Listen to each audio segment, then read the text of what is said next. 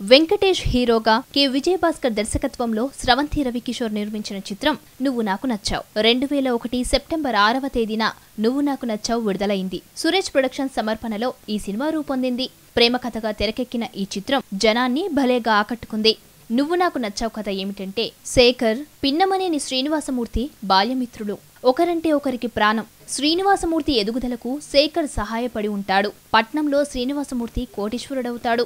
అతని వద్దకు తన కొడుకు వెంకిని పంపించి ఏదైనా ఉద్యోగం చూడమంటాడు.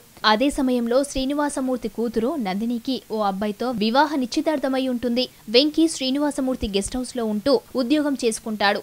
అతన్ని నందిని ఆమె చిన్నాన్న కూతురు కలిసి ఆటపట్టిస్తూ ఉంటారు. ఓ పెళ్లికి నందిని, చిన్నాన్న కూతురు వెళ్లాలి అని అనుకుంటారు.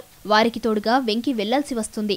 ఆ సమయంలోనే వెంకి, నందిని మధ్య అభిమానం చిగురించడం, తరువాత ప్రేమగా మారడం జరుగుతాయి. అయితే వెంకి వద్దని వారిస్తాడు. అయినా నందిని అతన్నే చేసుకోవాలనుకుంటుంది. వారికి టూర్లో ఒక ఫోటోగ్రఫర్ తగులుతాడు.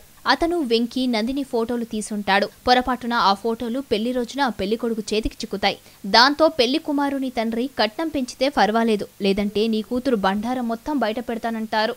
దానికి శ్రీనివాసమూర్తికి కోపం వస్తుంది. నానా మాటలంటాడు. పెళ్లి కొడుకు, అతని బంధువులు వెళ్లిపోతుంటే వెంకి వెళ్లి వారిని ప్రాధేయపడతాడు. ఈలోగా వెంకి మంచి మనసు తెలుసుకున్న శ్రీనివాసమూర్తి అతనికి తన కూతురునిచ్చి పెళ్లి చేయాలనుకుంటాడు. దాంతో కథ సుఖాంతమవుతుంది.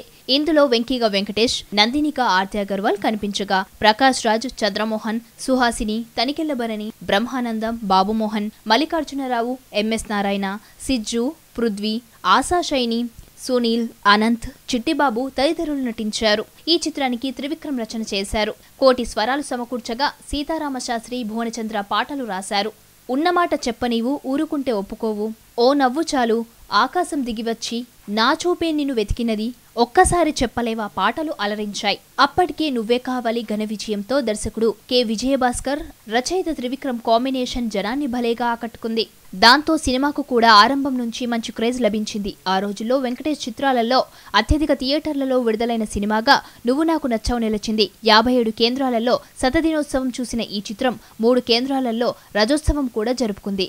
ఈ చిత్రం తమిళంలో విజయ్ హీరోగా, వసిగరగాను, కన్నడలో ఉపేంద్రతో గౌరమ్మగాను రూపొంది విజయం సాధించింది.